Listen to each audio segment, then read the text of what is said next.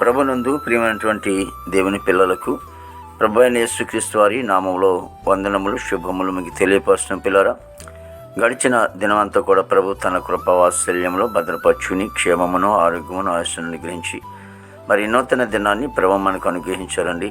ఈ 2025వ సంవత్సరము 4వ నెల 14వ దినాన్ని ప్రభు మనకు అనుగ్రహించి మరి రోజు దేవుని వాక్యము పాపము నీ చేతిలో నుండుట చూచి నీవు దాన్ని విడిచిన ఎడల, యోబు గ్రంథము మరి 11వ అధ్యాయము 14 వచనమండి. వాక్యము నమ్మదగినది, పూర్ణాంగీకరమునకు యోగ్యమైనది.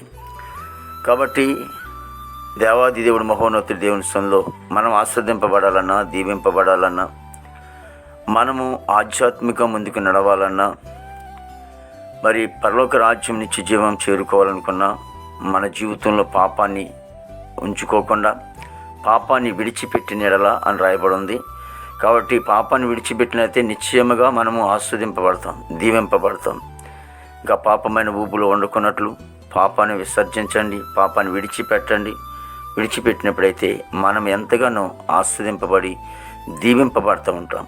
కాబట్టి కోపమే ఒక పాపమైతే, అసూయ ఒక పాపమైతే, ఇంకా అలాంటి ఎన్నో మనం చూస్తూ ఉంటాం.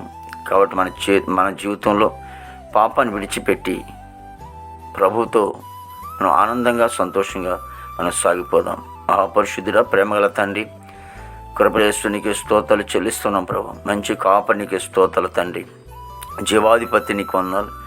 ప్రతి కుటుంబాన్ని కూడా మీరు ఆశ్రయించండి, దీవించండి.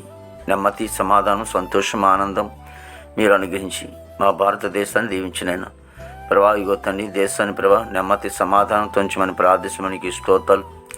అధికారులు మంచివంతు నింపండి. దేవానికి స్తోత్రాలు చెల్లిస్తున్నాం ప్రభు. యవన బిడ్డలందరిని బట్టి నీ సొంత ప్రార్థిస్తున్నాం.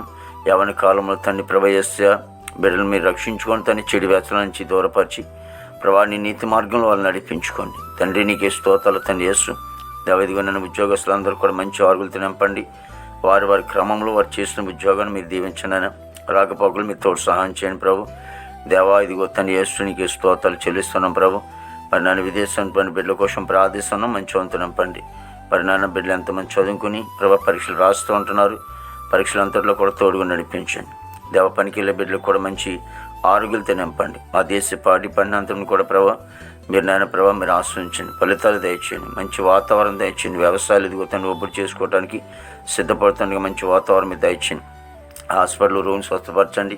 జైల్లో ఉన్న బిడ్డలకు విడుదల తెచ్చమని ప్రార్థించమనికి స్తోత్రాలు. కోర్టు గొడవలు, కేసు గొడవలు అన్నీ కూడా కొట్టివేసి ఈ దినమ తండ్రి నాయన మరి వివాహం రోజు చేసుకున్న బిడ్డలను దీవించుని ఆశ్రయించండి ప్రభా. ఇగో తండ్రి బర్త్డే కార్యక్రమం జరిగించుకున్న బిడ్డలను కూడా ప్రభా నూతన కిరీటాన్ని మీరు దయచేయండి.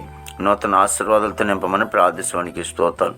రక్షణ లేని వారు రక్షణ దయచేయండి. మారు మనసు లేని వారు మారు మనసు దయచేయండి ప్రభా. గృహం లేని వారి గృహం దయచేయండి. వివాహం లేని బిడ్డలకి వివాహం దయచేయండి. గర్భఫలం లేని వారికి గర్భం దయచేయండి.